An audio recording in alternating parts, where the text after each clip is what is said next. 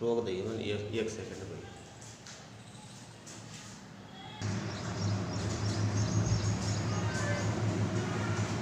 Hi student, good morning, welcome to online class. देखो बच्चों, आपकी ऑनलाइन क्लास में जो प्रीवियस क्लास हुई थी उसके अंदर हमने उत्सर्जन के बारे में समझाया था कि उत्सर्जन किसे कहते हैं, कि जीवों के अंदर विभिन्न उपापचय क्रियाएं होती हैं और उनके तत्पश्चात नाइट्रोजन युक्त अपशिष्ट पदार्थों का निर्माण होता है। इन नाइट्रोजनी अपशिष्ट पदार्थों को शरीर से बाहर निकालने की क्रिया उत्सर्जन कहलाती है। नाइट्रोजनी अपशिष्ट पदार्थों के आधार पर जंतु 3 प्रकार के थे: अमीनोटैलिक, यूरियोटैलिक और यूरिकोटैलिक। इसके बाद हमने आपको उत्सर्जन तंत्र के बारे में पढ़ा कि उत्सर्जन अंग मिलकर उत्सर्जन तंत्र का निर्माण करते हैं। मानव के अंदर प्रमुख रूप से मुख्य उत्सर्जी अंग के रूप में एक जोड़ी वृक्क पाए जाते हैं। वृक्क की संरचना पढ़ रहे थे हम, तो मानव के अंदर एक जोड़ी वृक्क प्रमुख उत्सर्जी अंग के रूप में पाए जाते हैं, जो कि सींग के बीच के आकार के होते हैं। वृक्कों की उत्पत्ति भ्रूणीय मेसोडर्म से होती है। स्थिति देखें हम तो वृक्क मानव की उदर गुहा की पृष्ठ सतह पर कशेरुक दंड के दोनों ओर उदर गुहा की भित्ति से लगे होते हैं। दायां वृक्क बाएं वृक्क की तुलना में थोड़ा नीचे होता है, क्योंकि दाईं ओर लीवर पाया जाता है। इस लीवर की उपस्थिति के कारण दायां वृक्क थोड़ा सा नीचे होता है। अतः मनुष्य के अंदर मेटानेफ्रिक प्रकार के वृक्क पाए जाते हैं। आकार आकृति की बात करें हम तो सींग के बीच के आकार के वृक्क होते हैं। रंग इनका गहरा लाल रंग होता है। 10 से 11 सेंटीमीटर इनकी लंबाई होती है। 5 से 6 सेंटीमीटर इनकी चौड़ाई होती है और 2.5 से 3 सेंटीमीटर इनकी मोटाई होती है। इनके वेट की बात करें हम तो इनका वजन 120 से लेकर 170 ग्राम तक हो सकता है। सींग के बीच के आकार के हैं। इनकी बाहरी जो सतह होती है वह उत्तल होती है और आंतरिक सतह अवतल होती है। अवतल जो सतह है उस पर एक गर्तनुमा संरचना पाई जाती है, जिसको हम हाइलम कहते हैं। ये वाला गर्त वाली संरचना है, इसको हम हाइलम कहते हैं। इस हाइलम क्षेत्र में वृक्क धमनी और तंत्रिकाएं प्रविष्ट करती हैं वृक्क में, और हाइलम से वृक्कशिरा, मूत्रवाहिनियां और लसिका वाहिनी बाहर निकलती है। वृक्क के शीर्ष भाग पर एक टोपीनुमा संरचना पाई जाती है, जिसको हम अधिवृक्क ग्रंथि या एड्रिनल ग्रंथि कहते हैं। अब हम आंतरिक संरचना की बात करते हैं। बेटा ध्यान से समझना, समझने के बाद लिखना है आपको, पहले समझना है इसको। तो आंतरिक संरचना की बात करें तो प्रत्येक वृक्क के चारों ओर ऐसे ही एक किडनी होती है, ऐसे दूसरी किडनी होती है। प्रत्येक वृक्क के चारों ओर एक दृढ़ माने मजबूत तंतु में संयोजी ऊतक का आवरण पाया जाता है। ये जो वृक्क है इसके चारों ओर एक दृढ़ तंतु में संयोजी ऊतक का आवरण पाया जाता है, जिसे वृक्क संपुट कहते हैं। क्या कहते हैं बेटा? वृक्क संपुट। प्रत्येक वृक्क के चारों ओर एक दृढ़ तंतु में संयोजी ऊतक का आवरण पाया जाता है, जिसे वृक्क संपुट कहते हैं। वृक्क संपुट में अर्थात वृक्क संपुट के आंतरिक भाग में, ये जो वृक्क संपुट है भाई आवरण, इसके आंतरिक भाग में जो वृक्क है ये दो भागों में विभाजित होता है, अर्थात दो भागों में बटा हुआ होता है। पहला भाग बेटा कॉर्टेक्स और दूसरा है आपका मेडुला। तो पहला भाग कौन सा है बेटा? आपका कॉर्टेक्स। पहला भाग कौन सा है? कॉर्टेक्स। तो वृक्क संपुट के अंदर, ये वृक्क संपुट है, इस वृक्क संपुट के अंदर स्थित जो वृक्कीय भाग है, जो वृक्क का भाग है, उसे हम कॉर्टेक्स कहते हैं। वृक्क संपुट के अंदर स्थित, वृक्क संपुट के अंदर स्थित वृक्कीय भाग कॉर्टेक्स कहलाता है, जो कि मैलपीगी कोष जो होता है, मैलपीगी काय की उपस्थिति के कारण कणका में दिखाई देता है। इसका रंग गहरा लाल होता है। कैसा होता है बेटा?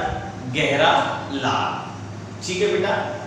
वृक्क के अंदर स्थित, वृक्क के अंदर स्थित वृक्कीय भाग कॉर्टेक्स कहलाता है, जो कि गहरे लाल रंग का क्षेत्र होता है।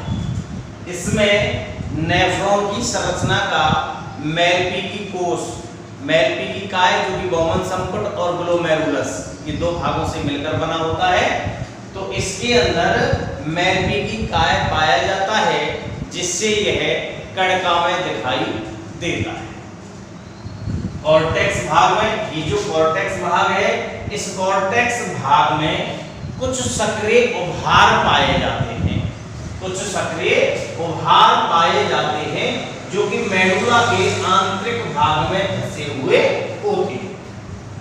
कॉर्टेक्स जो भाग है, उस कॉर्टेक्स भाग में कुछ सक्रिय उभार पाए जाते हैं, जो कि मेडुला के आंतरिक भाग में दसे होते हैं, जिन्हें हम वर्तनी के वृक्क स्तंभ कहते हैं, जिन्हें हम वर्तनी के वृक्क स्तंभ कहते हैं।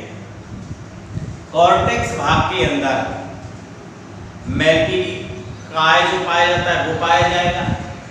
इसके अलावा समीपस्थ कुंडलित भाग और दूरस्थ कुंडलित भाग, ये कॉर्टेक्स भाग में नेफ्रॉन के भाग पाए जाते हैं। देखो बेटा, नेफ्रॉन की संरचना में जो भाग हैं उनके नाम सुन लीजिए आप। सबसे पहला मैलपीगी काय, जो कि बौमन संपुट और ग्लोमेरुलस के द्वारा बनता है। दूसरा भाग होता है बेटा इसका यानी कि ग्रीवा, छोटी नलिकाकार संरचना है। तीसरा है समीपस्थ कुंडलित भाग।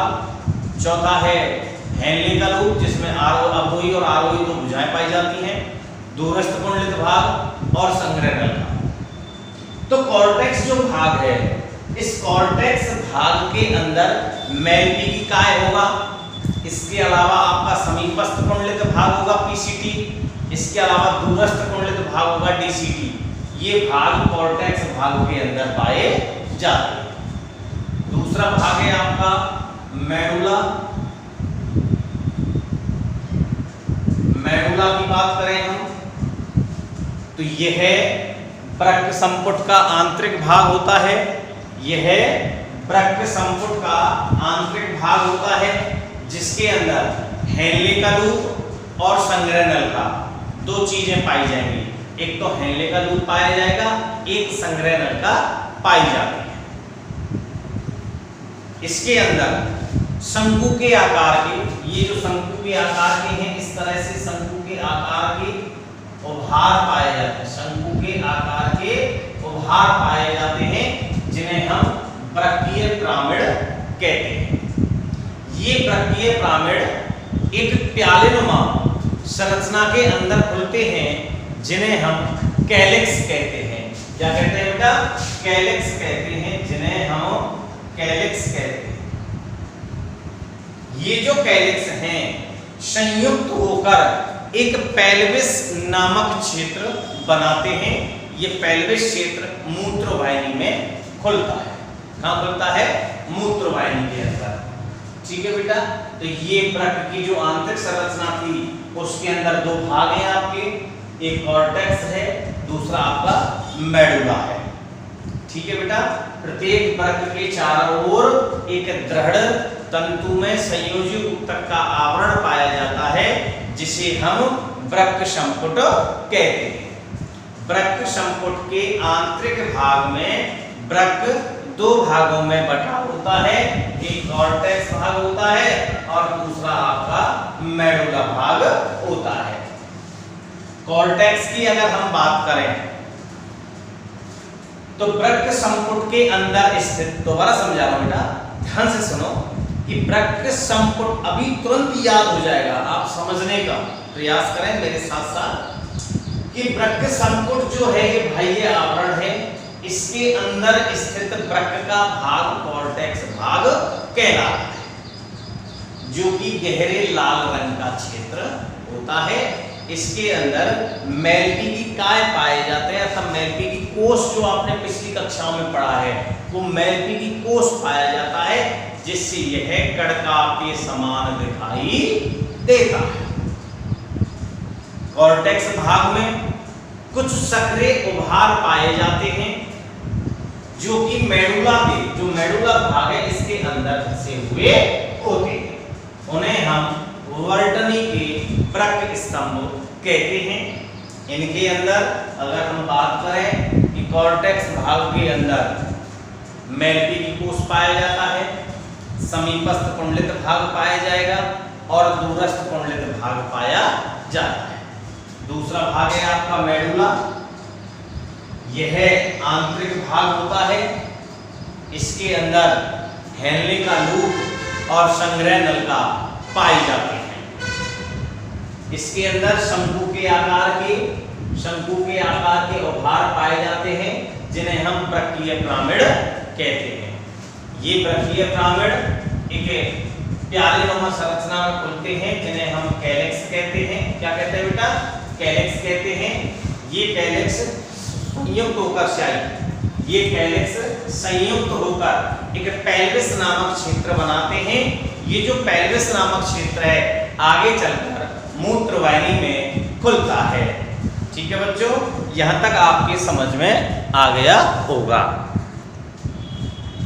ठीक है बच्चों, जो ये वृक्क की आंतरिक संरचना थी, इस वृक्क की आंतरिक संरचना में दो भाग थे, एक कॉर्टेक्स था और दूसरा आपका मेडुला भाग था। पहला कौन सा था बेटा? आपका कॉर्टेक्स और दूसरा भाग था आपका मेडुला। देखो बच्चों, कॉर्टेक्स भाग मैंने आपको बता दिया कि कॉर्टेक्स भाग के अंदर मेल्पीगी कोष पाया जाता है। इसके अलावा समीपस्थ कुंडलित भाग है, इसके अलावा दूरस्थ कुंडलित भाग है, तो ये भाग पाए जाएंगे। इसके कारण मेल्पीगी कोष की उपस्थिति के कारण जो कॉर्टेक्स भाग है यह एक कड़का में दिखाई देता है, गहरे लाल रंग का क्षेत्र होता है ये। इसके अलावा इसके अंदर शंकु के आकार के इसके अंदर सक्रिय उभार पाए जाएंगे, जो कि मेडुला के आंतरिक भाग में धसे हुए होते हैं। इन्हें हम वर्तनी के वृक्क स्तंभ कहते हैं। दूसरा भाग है बेटा इसका मेडुला। तो वृक्क संपुट का जो आंतरिक भाग है उस आंतरिक भाग को हम मेडुला कहते हैं। इस मेडुला के अंदर हेनले का लूप पाया जाएगा और इसके अलावा हेनले के लूप के अलावा इसमें संग्रह नलिका पाई जाती है। इसके अंदर शंकु के आकार के उभार पाए जाते हैं, जिन्हें हम वृक्कीय पिरामिड कहते हैं। ये जो उभार हैं, इन उभारों को हम वृक्कीय पिरामिड कहते हैं। ये जो वृक्कीय पिरामिड हैं, ये कैलिक्स एक प्यालेनुमा संरचना के अंदर खुलते हैं या प्यालेनुमा संरचना बनाते हैं, जिसे हम कैलिक्स कहते हैं। क्या कहते हैं बेटा? कैलिक्स कहते हैं। ये जो कैलिक्स भाग है यह संयुक्त होकर, ये जो कैलिक्स भाग है यह संयुक्त होकर एक पेल्विस नामक क्षेत्र बनाता है। ये पेल्विस नामक जो क्षेत्र है ये आगे चलकर मूत्रवाहिनी के अंदर खुलता है। तो पहला आपका वृक्क जो भाग था, उत्सर्जन तंत्र की संरचना का पहला भाग आपका वृक्क था। तो वृक्क के बारे में उसकी स्थिति बता दें, उसकी आकार और आकृति बता दें। इसके अलावा इसका इस जो आंतरिक संरचना है उसके बारे में भी अध्ययन करा दिया। अब तीसरा जो भाग है इसका वो है बेटा मूत्रवाहिनी।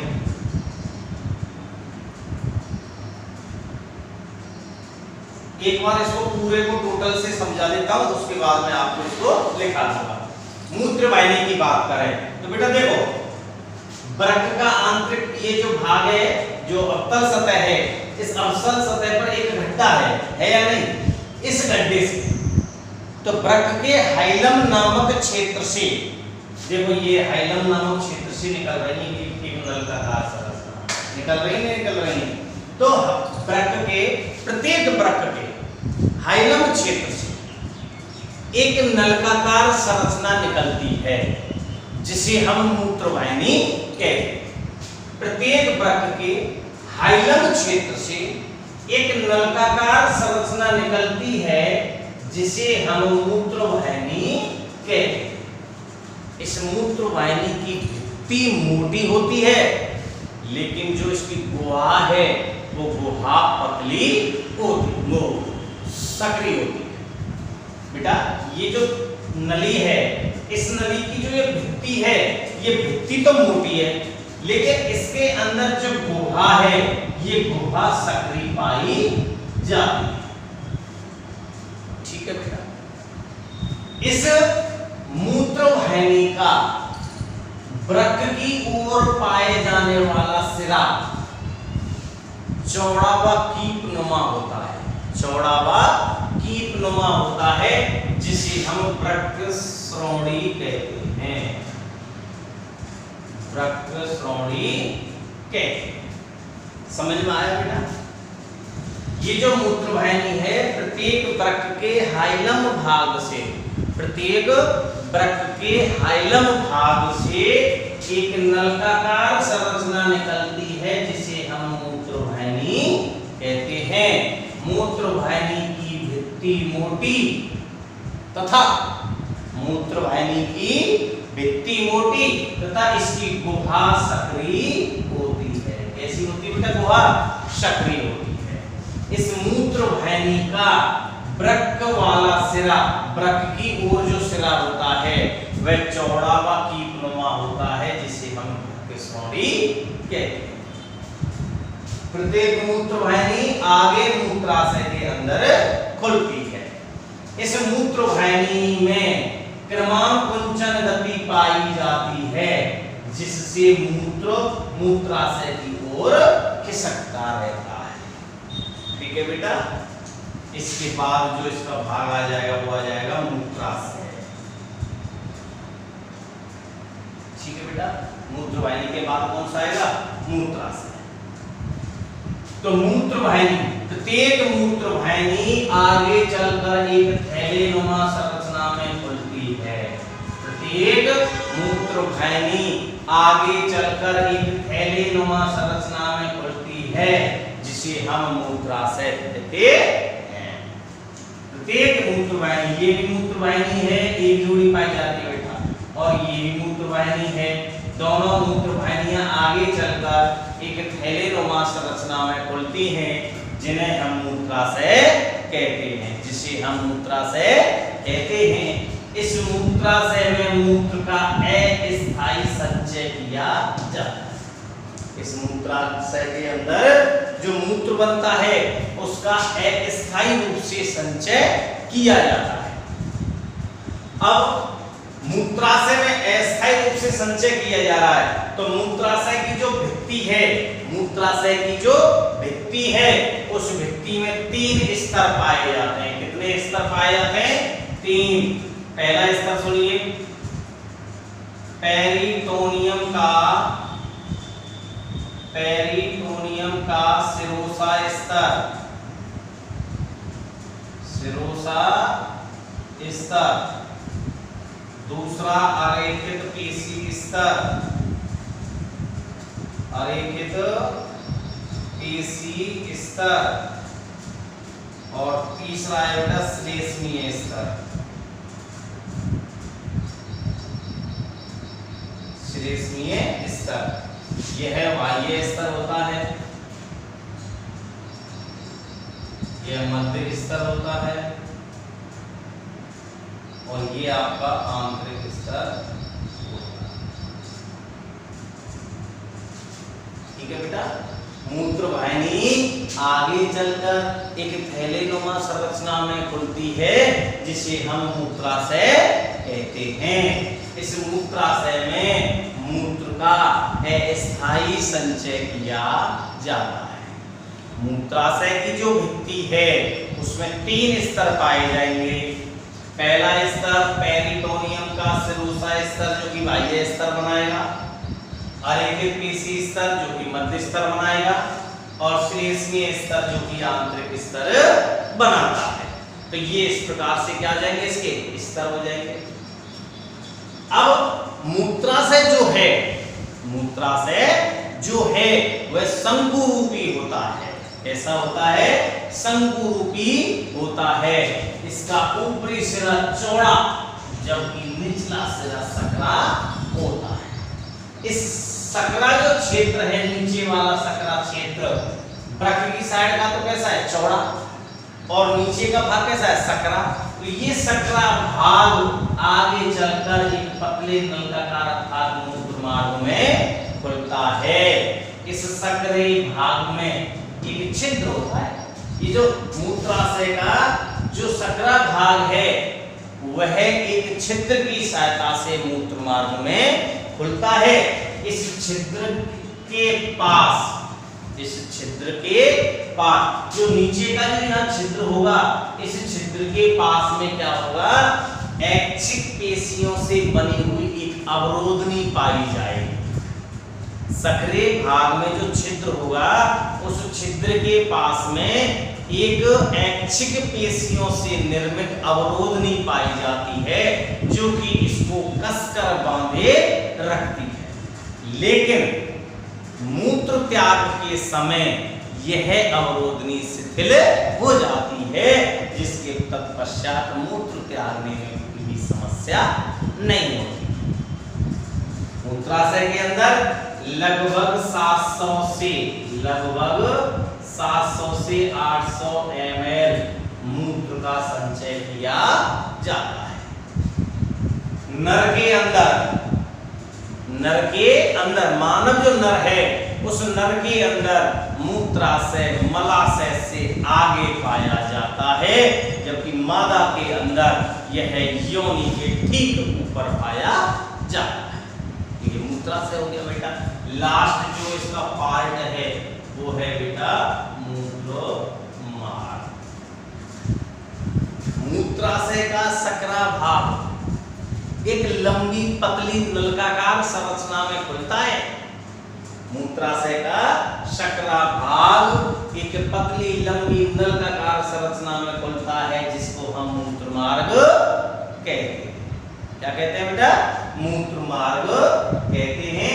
इस मूत्रमार्ग की बात करें तो नर के अंदर तो यह 15 सेंटीमीटर लंबा होता है। कितना होता है, 15 सेंटीमीटर लंबा होता है, जो कि शिशन जो पेनिस होता है उस शिशन से होकर गुजरता है।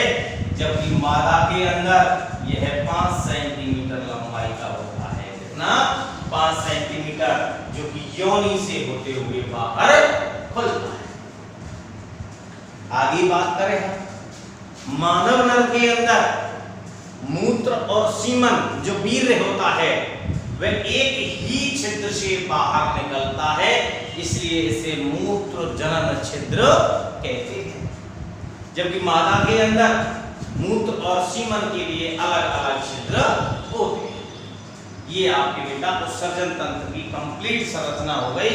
तो उत्सर्जन तंत्र की जो संरचना है, उस संरचना में पहला भाग था वृक्क, दूसरा मूत्रवाहिनी, तीसरा मूत्राशय और चौथा मूत्रमार्ग। ये चार चीज हो गई।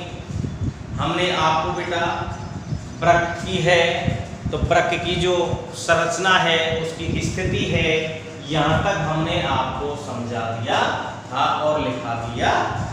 अब आप आगे देखें, हेडिंग लिखेंगे बेटा वृक्क की आंतरिक संरचना, और आगे जब मैं और लिखाऊंगा तो प्रत्येक भाग को फिर दोबारा से समझा दूंगा, इसलिए लाल आप लिखें हेडिंग डाल के वृक्क की आंतरिक संरचना।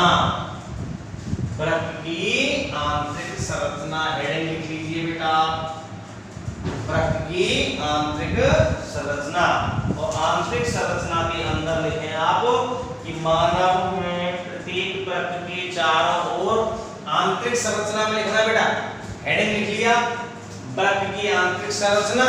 अब इस आंतरिक संरचना में आप सबसे पहले इस डायग्राम को बना लें। आपके पास 2 मिनट हैं, 2 मिनट में आप आराम से इस डायग्राम को बनाएं। बना लीजिए बेटा इसको।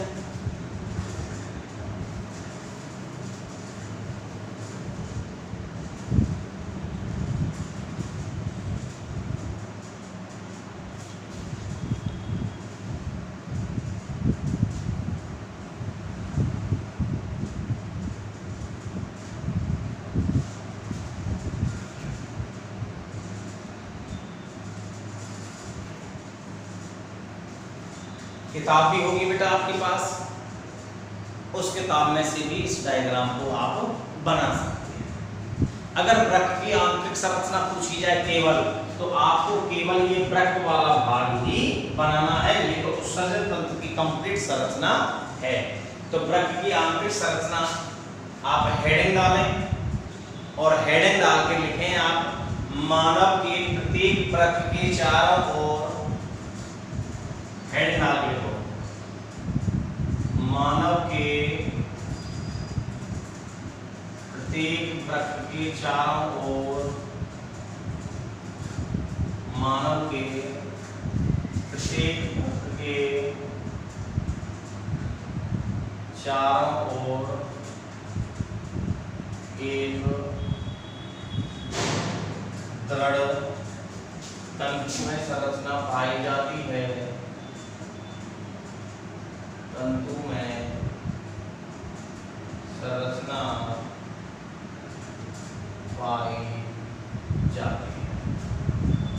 मानव के प्रत्येक वृक्क के चारों ओर एक दृढ़ तंतु में संरचना पाई जाती है, जिसे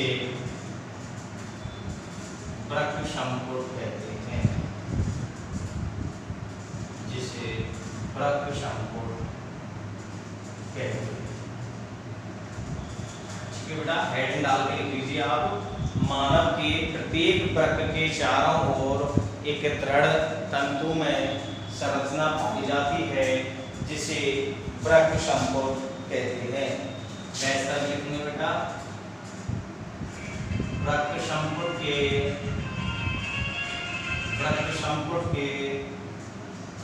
आंतरिक भाग में अपवन,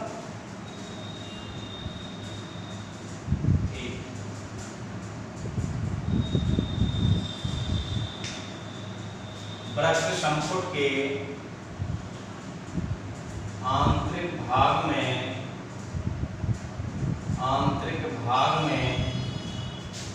वृक्क,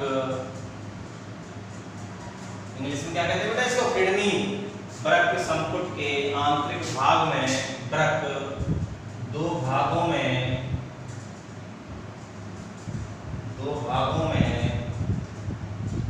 बटा होता है। वृक्क संपुट के आंतरिक भाग में वृक्क 2 भागों में बटा होता है। पहला भाग है बेटा आपका कॉर्टेक्स, हेडिंग डाल के लिख लीजिए बेटा कॉर्टेक्स। इसके अंदर लिखेंगे बेटा आप वृक्क संपुट के अंदर स्थित, वृक्क संपुट के अंदर स्थित वृक्कीय भाग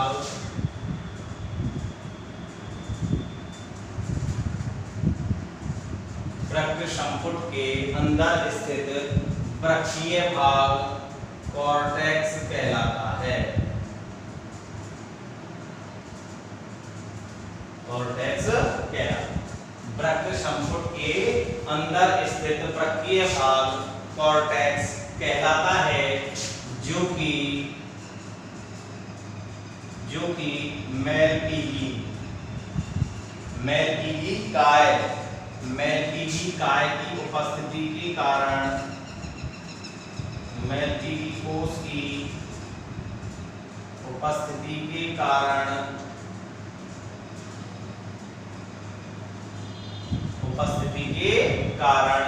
कणका में दिखाई देता है। कणका के समान दिखाई देता है। कणका के समान दिखाई देता है। लिखिए बेटा कॉर्टेक्स भाग को कि वृक्क संपुट के अंदर स्थित वृक्कीय भाग कॉर्टेक्स कहलाता है, जो कि मैलपीली काय की उपस्थिति के कारण कणका में दिखाई देता है। फिर लिखेंगे बेटा नेक्स्ट लाइन से, यह गहरे लाल रंग का क्षेत्र होता है। गहरे लाल रंग का क्षेत्र होता है। नेक्स्ट लाइन से लिखेंगे बेटा आप इसमें कॉर्टेक्स भाग में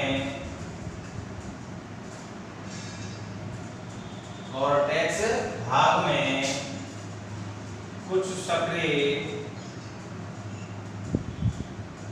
सक्रिय उभार पाए जाते हैं।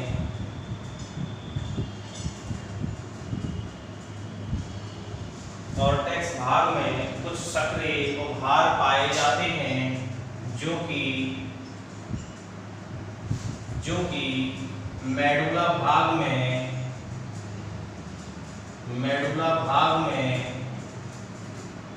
धसे रहते हैं।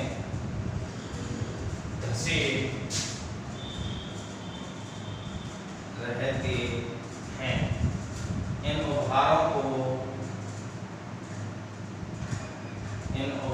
को वर्तनी के वृक्क स्तंभ कहते हैं। वर्तनी के वृक्क स्तंभ कहते हैं। एक नंबर का क्वेश्चन है बेटा, वर्तनी के वृक्क स्तंभ किसे कहते हैं? एक नंबर का क्वेश्चन है ये कि वर्तनी के वृक्क स्तंभ किसे कहते हैं। तो हम क्या आंसर लिखेंगे बेटा, वृक्क के कॉर्टेक्स भाग में। आंसर कैसे लिखना है, वृक्क के कॉर्टेक्स भाग में कुछ सक्रिय उभार पाए जाते हैं, जो कि मेडुला में धसे रहते हैं। उन्हें वर्तनी के वृक्क स्तंभ कहते हैं। नेक्स्ट लाइन से लिखेंगे बेटा कि कॉर्टेक्स भाग में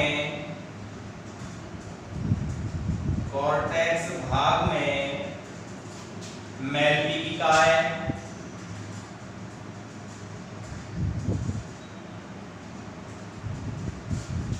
कॉर्टेक्स भाग में ये नेफ्रॉन के भाग हैं। मैलपीली काय, समीपस्थ कुंडलित भाग,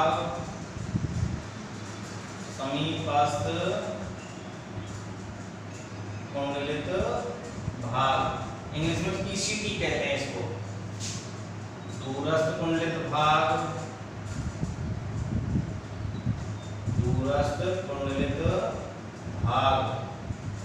कौन कौन से पाए जाते हैं बेटा, मैलपीली काय, समीपस्थ कुंडलित भाग और दूरस्थ कुंडलित भाग पाए जाते हैं।